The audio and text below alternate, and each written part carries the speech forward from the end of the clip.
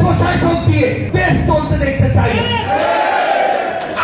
আমলাতন্ত্রের তাদের যতটুকু টেরিটরি তারা সেখানে কাজ করবে, জনপ্রতিনিধিরা জনগণের সাথে তাদের যতটুকু কর্মপরিধি সেখানে কাজ করবে। এই কম্বিনেশন যদি না থাকে তাহলে দিন শেষে যেভাবে রাষ্ট্রের ফাংশন করার কথা সেভাবে ফাংশন করা সম্ভব নয়। আমরা আমাদের জায়গা থেকে যেই জিনিসটি পেতে চাই, আপনাদের মধ্যে এমন কারো কথা যেন আমরা আগামীতে না শুনি যারা ক্ষমতা পেয়ে সেই ক্ষমতার আবার অপব্যবহার শুরু করেছে।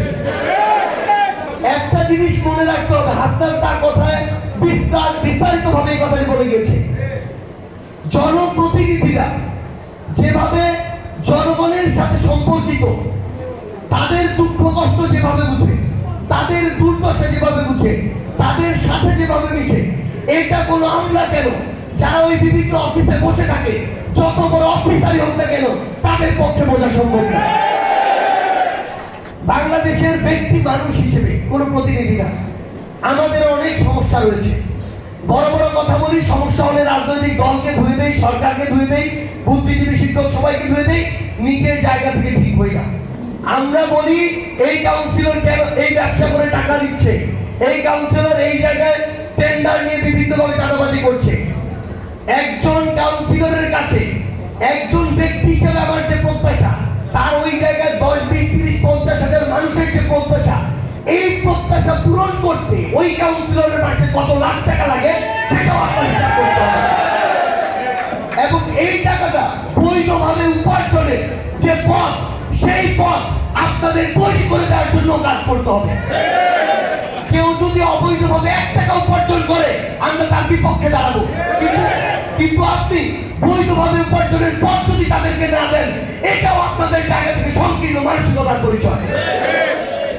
সেই জায়গায় বাংলাদেশ শুধু কাউন্সিলর নয়, পুরো বাংলাদেশ, একজন মেম্বার হোক, চেয়ারম্যান হোক, এমপি হোক, মন্ত্রী হোক, বাংলাদেশের বর্তমান পরিস্থিতি বিবেচনায়, অর্থনৈতিক কাঠামো বিবেচনায়, মানুষের খরচ বিবেচনায়, নির্দিষ্ট একটি পদে একজন জনপ্রতিনিধি মাসিক যে একটি খরচ হয়, তেমন একটি স্ট্যান্ডার্ড খরচ তাকে সম্মানী ভাতা হিসেবে অবশ্যই দেওয়া উচিত।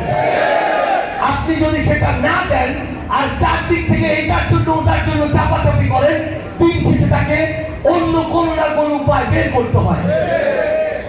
আমরা আমাদের জায়গা থেকে আপনাদেরকে শুধু একটি কথাই বলি, জনগণ এবং যারা জনগণের হয়ে কাজ করবে, আমরা তাদের মধ্যে ব্রিজ হয়ে কাজ করতে চাই। আমরা তাদের কথাগুলো পুরো দেশের সামনে তুলে ধরতে চাই। আমরা আমাদের জাতীয় নাগরিক কমিটির পক্ষ থেকে আপনাদেরকে একটা আহ্বান করি।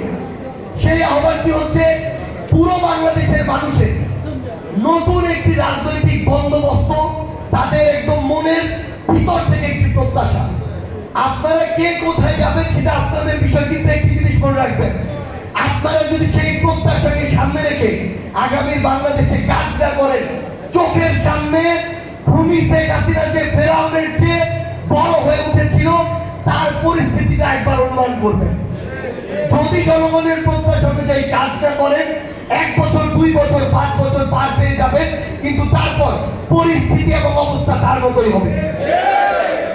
সে তো কোন পর্যায়ে চলে গিয়েছিল, মানে বাংলাদেশের ক্ষমতার জায়গায় আল্লাহর পরে তার অবস্থান এমন একটি জায়গায় চলে গিয়েছিল। সেই জায়গায় তার অবস্থান যদি এমন হয়, আমরা যারা ছোটখাটো মানুষ রয়েছি, আমাদের অবস্থান জনগণ কোথায় নিয়ে ফেলবে সেটা আমাদের মাথায় রাখতে হবে।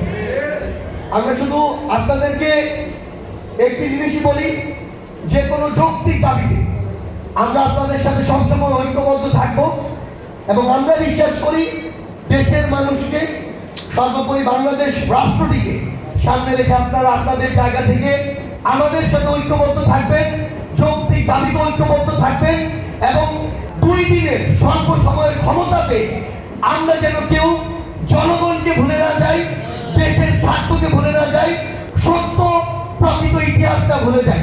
তাহলেই আমরা বিশ্বাস করি আগামীর বাংলাদেশে আমরা যেই স্বপ্ন দেখছি সেই স্বপ্নকে সামনে রেখে বাংলাদেশকে একটি রাষ্ট্র হিসেবে গড়ে তুলতে পারবো, কোনো বৈদেশিক পরাশক্তির দালাল নয়। আমরা বিশ্বাস করি আগামীর বাংলাদেশে প্রত্যেকটি সিস্টেম কাঠামো যেগুলো ধ্বংস করে ফেলা হয়েছিল সেগুলো আমরা নতুন করে গড়ে তুলতে পারবো।